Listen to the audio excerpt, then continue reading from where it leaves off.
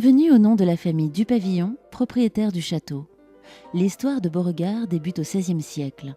Nous nous trouvons dans les relais de chasse du château de Chambord. C'est un bâtiment beaucoup plus petit qui se dresse ici, un petit manoir qui, à ce moment-là, fait partie de la couronne royale et qui va être effectivement utilisé comme rendez-vous de chasse par François Ier. Le bâtiment actuel va être édifié par Jean Duthier, qui était secrétaire d'État du roi Henri II. Jean Duthier, un homme important qui va faire sortir de terre le château tel qu'on le connaît encore aujourd'hui. Et puis le second acteur d'importance est Paul Hardier, que l'on rencontrera très longuement dans la galerie des portraits. Il arrive en 1617 et sera à l'origine de la collection des 327 portraits.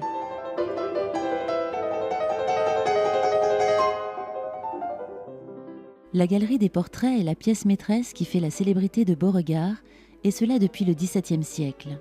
C'est une pièce qui effectivement est aménagée dans le courant du XVIIe par 3 générations d'une même famille. 60 années de travail vont être nécessaires pour arriver à l'aménagement total de la pièce.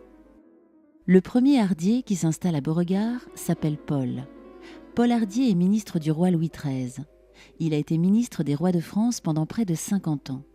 50 ans de service auprès de la couronne et à 72 ans, Paul Hardier va prendre sa retraite et acheter un château en Touraine pour y terminer sa vie. C'est un homme très important, un ministre très riche.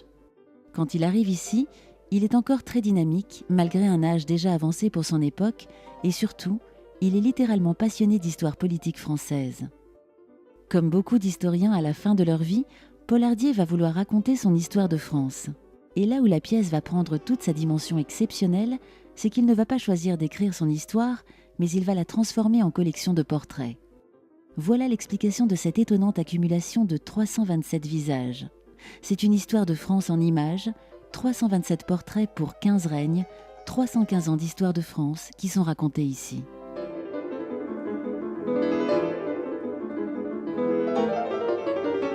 Paul Hardier prend des limites chronologiques très rigoureuses.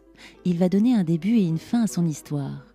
Monté sur le trône en 1328, Philippe VI débute cette chronologie. De la droite vers la gauche, en faisant le tour complet de la pièce, nous allons croiser 15 souverains pour 15 règnes. Les rois sont entourés les uns après les autres d'hommes et de femmes politiques importants de leur règne au niveau national comme international.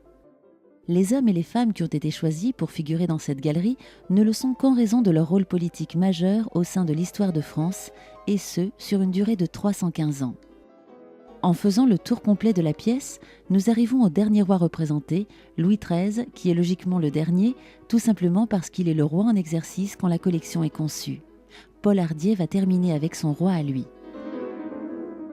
Louis XIII est mort en 1643. Nous étions partis de 1328, 315 ans d'histoire politique française.